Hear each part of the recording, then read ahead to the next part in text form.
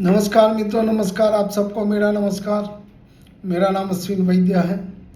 मन की पीड़ा को कौन समझ सकता है? मन की पीड़ा को कौन समझ सकता है? क्या खोया क्या पाया, कौन समझ सकता है? क्या खोया क्या पाया, कौन समझ सकता है? बहुत सरल है कहना जो है अच्छा है। बहुत सरल है कहना जो अच्छा है, लेकिन जो है उसी में जीना कैसा लगता है।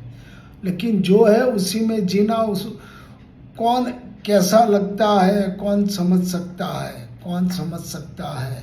सिर्फ कांटे ही नहीं, यहाँ फूल भी खिलते हैं। जिंदगी की इन राहों में हमें हर तरह के अनुभव मिलते हैं। कभी गमों की कड़ी धूप, कभी गमों की कड़ी धूप, कभी सुकून भरे पल मिलते हैं। कभी सुकून भरे पल मिलते हैं। सुख दुख का संगम है ये जिंदगी। सुख दुख का संगम है ये जिंदगी, जहाँ हर मोड़ पर नज़ारे बदलते हैं। जहाँ हर मोड़ पे नज़ारे बदलते हैं। Thank you, thank you, thank you.